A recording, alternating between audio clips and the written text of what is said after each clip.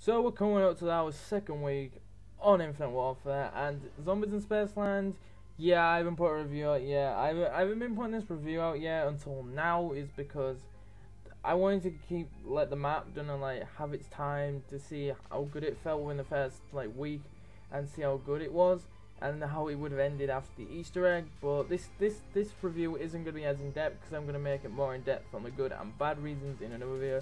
So let's get right into the video. So first, Spaceland Zombies is actually a decent map because unlike Treyarch Zombies, it isn't that serious. The one thing I like about the non-serious part is that in Zombies in the 80s, Zombies in the 80s is probably one of the best eras to put zombies in because 80s was all about that party and all about that like new tech they were bringing in at the time.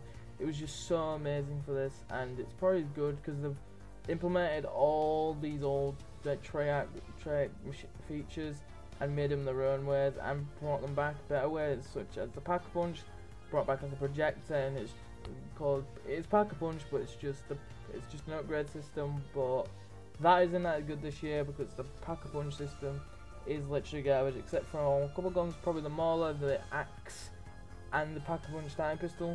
That's probably it for high rounds because these weapons really don't get much of a damage boost. And double tap doesn't really help that much. It helps a lot for bullet based weapons, but not much for any other weapons that aren't bullet based, so it's not really a good thing.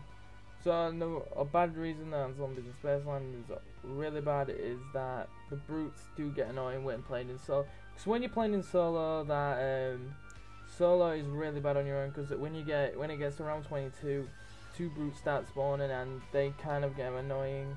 But it does kind of do a good thing because it gives it more of a challenge. Because I find Zombies in Spaceland is more challenging than half of the maps in Treyarch Zombies in general, because most of the maps in Treyarch Zombies, the hardest ones are all in Black Ops.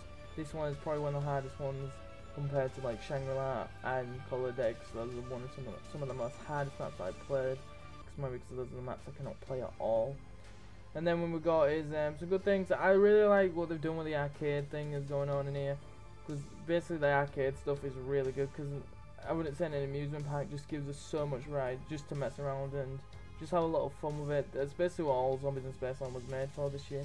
Because I know Activision goes and tells every COD company, Infinity Ward, Sledgehammer, Treyarch, that because Zombies is getting so much sales each year that it deserves to be in the game permanently. Cause this is what it is. It's basically Call of Duty's campaign multiplayer Zombies now.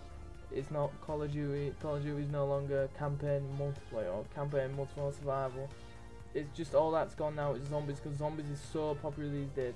And now because we got in these days, we can have as much fun with it because of the technology we've got and the graphics. We can make it look so realistic, but so fun at the same time. Spaceland Zombies has done that. Spaceland Zombies has done that by bringing in the disco type, the disco dancing from the 80s into a trap. It's actually pretty unique. And then we got all the mystical stuff from Treyarch Zombies, so they can just mess up with it because of the storyline. They can just mess with it so much because the way they've done it, while they're doing a ritual to bring them in, they can just use so much stuff. And then we get the packs. The packs are so amazing how they've done them this year.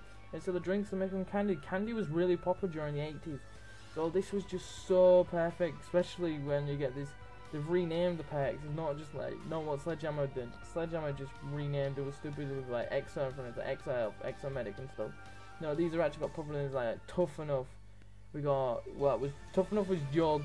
It makes sense. Bombs dropping PhD. They've actually done something Treyarch haven't done and brought PhD back. My favourite pack in Zombies in general, and it still is to this very day. Zombies in Spaceland has brought that love back. Even though I can't Dolphin Dive and do that PhD flopper on the ground, it's still one of my favourite packs, and it still always will be because of this. This map gives me a reason to go and Pack-a-Punch the starting pistol again, to not get myself down. I love Pack-a-Punch the starting pistol. It's always like so fun for me to do because it's the best thing I think to use in Zombies.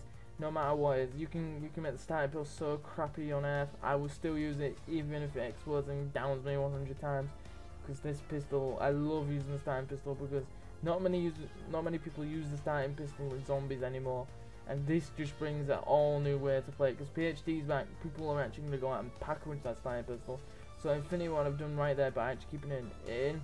And then when we get to the Pack-a-Punch weapon names, are actually pretty good because we got the Pack-a-Punch starting it's called Baby's Breath. The UMP is called 40 RPM, 40 rounds per minute. It's just so weird how they name some of these, because you can tell they're not taking it seriously because they've got so stupid names.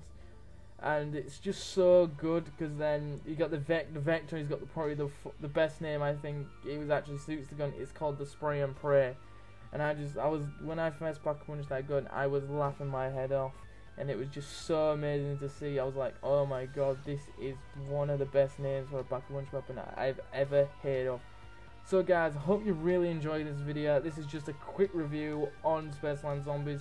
Hope you guys really enjoy. Like, subscribe. There will be more reviews coming in the future, the good and the bad things about Infinite Warfare Zombies, Zombies in SPACELAND, all that good stuff. And we will see you in the future. See ya in another video.